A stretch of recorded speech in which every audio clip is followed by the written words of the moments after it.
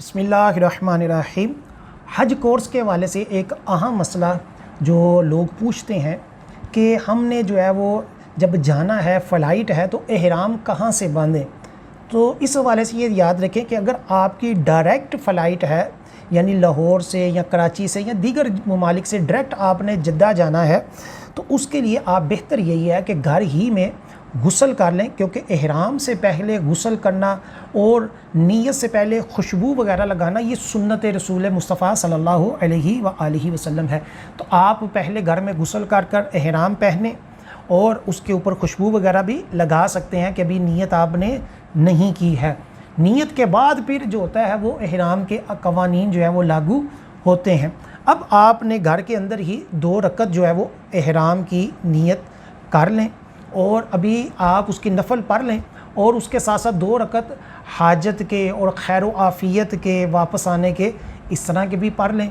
उसके बाद दुआए खैर कर अपने घर वालों से मिलकर आप गाड़ी वगैरह में बैठकर एयरपोर्ट जाएं, एहराम की हालत में ही चले जाएं और उसके बाद जब आप प्लेन के ऊपर बैठ जाएं और प्लेन उड़ जाए और कुछ अरसा गुज़र जाए, तो उस वक्त फिर आप जो है वो जो मेरे लिए सुन्नत की बड़ी प्यारी किताब है रफ़ीकुल हरमैन, उसको आप अपने साथ रखें, उसमें से वो दुआ पढ़ लें या ज़बानी कह दें कि मैं उम्रे की नीयत करता हूँ। और अगर आप आखिरी फ़्लाइटों में जा रहे हैं कि 2-4 दिनों बाद आपका जो है वो हज शुरू हो जाना है, तो फिर आप डायरेक्ट हज की भी नीयत कर सकते हैं। हमारे यहाँ जो पाकिस्तान से या दीगर हिंदुस्तान वगैरह के ममालिक से जाते हैं वो आम तौर पर हज तमत्तो करते हैं। तमत्तो ये होता है कि पहले उम्रे की नीयत करते हैं, उम्रा करने के बाद एहराम खोल देते हैं, उसके बाद फिर हज के दिनों में हज का एहराम बांधते हैं। और अफजल जो हज है वो किरान है कि उम्रा और हज दोनों की इकट्ठी नीयत की जाती है और फिर उम्रा करने के बाद एहराम खोला नहीं जाता बल्कि एहराम ही में रहा जाता है और उसी से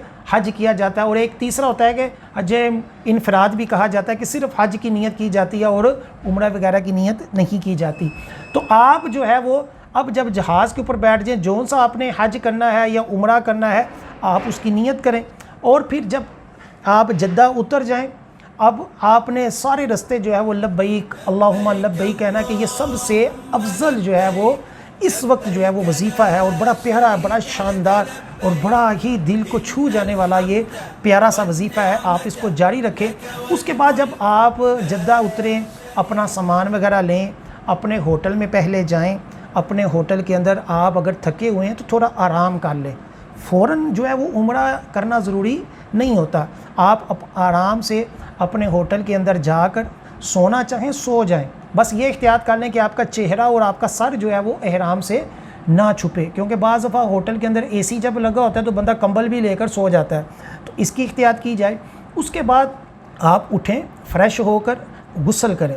हमारे यहाँ लोगों के अंदर ये कंसेप्ट है कि अगर चादर उतार दी जाए तो एहराम उतर जाता है। चादर उतारने से या पहनने से या एहराम बदलने से एहराम नहीं ख़त्म होता। एहराम अमल का नाम है। जब तक आप हज या उम्रा नहीं कर लेते आपका एहराम बाकी है, चाहे आप जितनी मर्ज़ी चादरें बदल लें।